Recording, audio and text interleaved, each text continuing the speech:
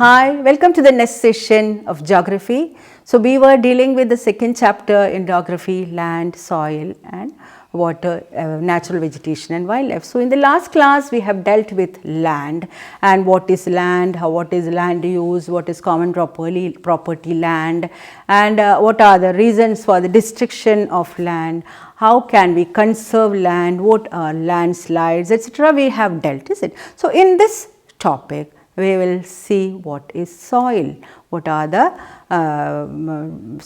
different types of soil and how can we protect soil, how can we conserve soil, then what are the reasons for the destruction of soil. So, let us start with what is soil. So, the thin layer of grainy substance covering the surface of earth is called soil. So, what is soil? It is a thin layer of grainy substance covering the surface of the earth. Clear? You know what is soil, is it? So, you might have also studied in your smaller classes about different types of soils like alluvial soil, laterite soil, black soil, etc. is it? So, what is soil? It is the thin layer of grainy substance. So, it is closely linked with land, is it? Land, surface of land is covered with soil, is it? So, there are different types of soils found in different landforms. We do not find all landforms having same type of soils that you might have even studied in your smaller classes. See, Deccan Plateau region we have black soil, then the northern plains we have alluvial soil. So, different types of soil occur in different regions. All places do not have same type of soil. So, soil is made up of organic matter, minerals and weathered rocks found on the earth. So, what is soil made up of? Soil is made up of organic matter, minerals and weathered rocks found on the earth. So, this happens through a process of weathering. So, what is weathering? Weathering is the breaking up of rocks into small pieces or small particles. It can be due to erosion or it can be due to floods or heavy rain. So, breaking up of rocks into small particles, small pieces is known as weathering. So, this weathering is the reason why we have different types of soil in different regions.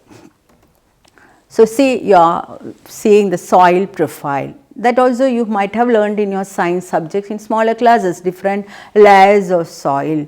The soil is divided into different layers or they are, see, first layer is known as topsoil, and what does this topsoil have? It consists of humus and vegetation. Then the next one is subsoil, subsoil with sand, silt and clay. The subsoil consists of sand, silt and clay. And the third layer is weathered rock material. See, that weathered rock material is from the parent rock. The parent rock is the main rock which is the lowest layer of the soil. So, when this parent rock breaks up into small pieces, it is weathered, that forms the weathered rock material. So, there are different layers of soil. First one is topsoil with humus and vegetation, second one is subsoil with sand, silt and clay, third one is weathered rock material and the fourth one is parent rock. So, it takes, as we have seen these layers, but it takes hundreds of years to form one layer of soil, 1 centimeter of soil. Clear? So, it is written like in your book, it is there. So, do you know it takes hundreds of years to make just 1 centimeter of soil. Next, we will see the different factors that leads to the formation of soil. First one is the parent rock. So, parent rock determines the color, texture, chemical properties, mineral content and permeability. So, it will be deciding what this is, the parent rock is deciding what type of soil will be on the top of that different layers. Okay. The next one is climate. So, climate includes temperature and rainfall. It also influences the rate of weathering and humus formation. So, this also is another factor for soil formation. Third one is relief. Relief means altitude and slopes that determine the accumulation on of soil. Then flora, fauna and microorganism. They also affect the rate of humus formation.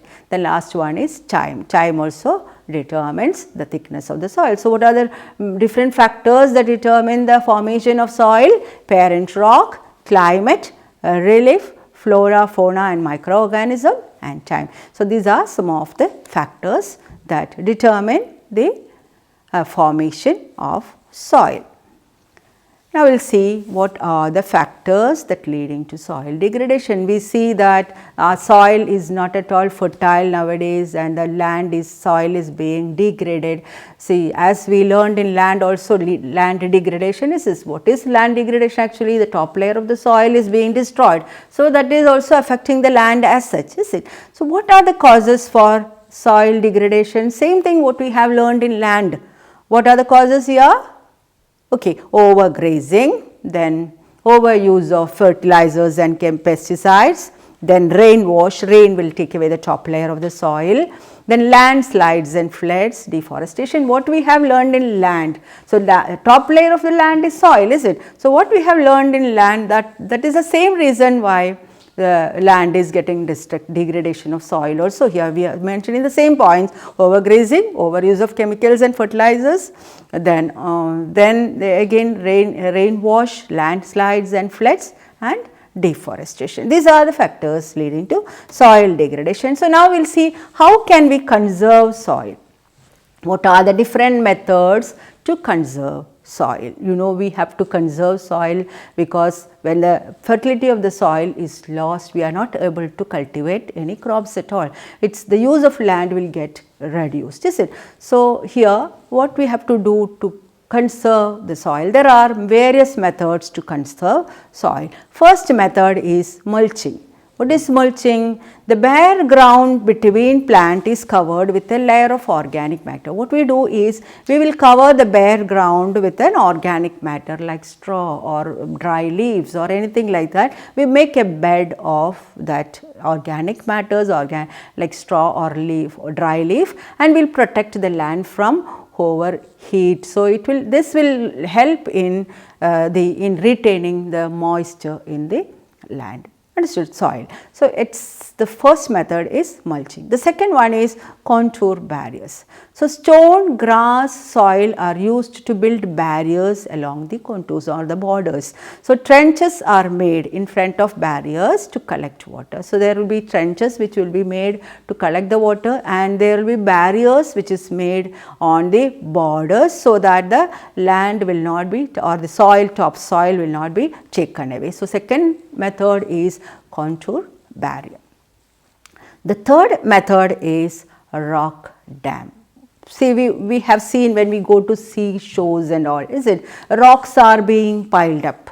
So, how this helps the piling up of rocks? The rocks will not be taking away the top layer of the soil. See, when there is waves coming, the ocean, if it is near to the ocean or near to the river, it will not, the border lands or the shore part will not be taken away by the rivers or ocean. Understood? So, we will build rock dams, and rock dams are helping in reducing the flow of soil together with the water. So, rocks are piled up to slow down the flow of water.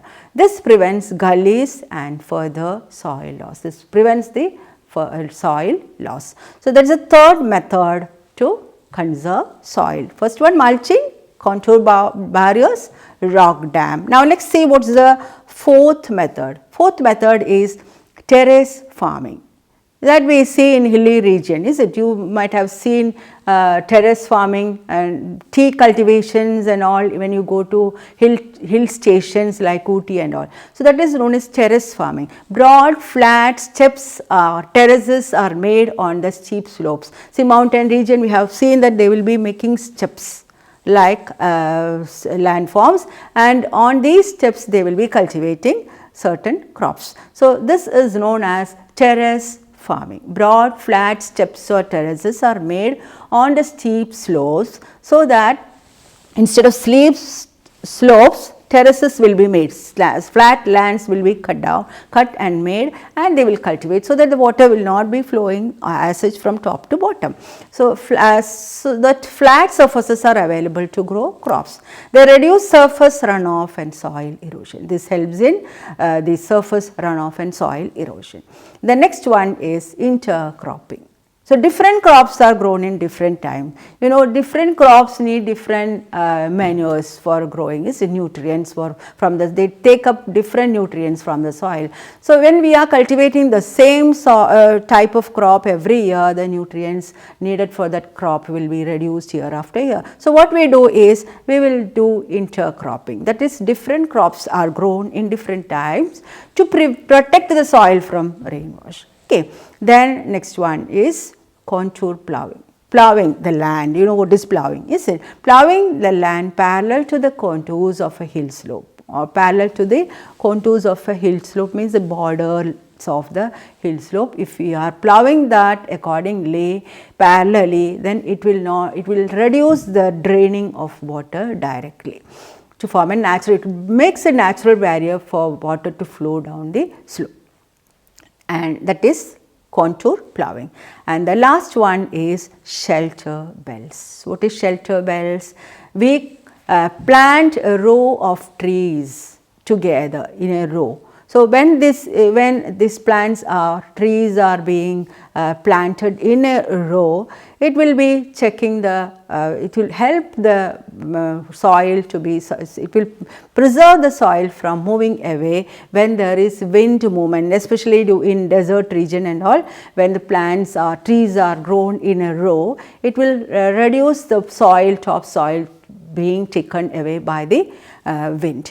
So, heavy wind will not be taking, we know that the birchens or the sand dunes are formed by taking away the top soil in the desert region. So, this can be reduced when we are building or planting more trees in a row, that is known as shelter belts, and this will also protect the soil from being degraded, help the soil from not being taken away. So, that is all about soil, and we have learned what is soil, what are the different reasons for degradation of soil, and how can we conserve soil. So, in the next part we will learn about water, and that is all for today. The soil part and land part we have finished. So, we will take the water part in the next session. Till then, goodbye.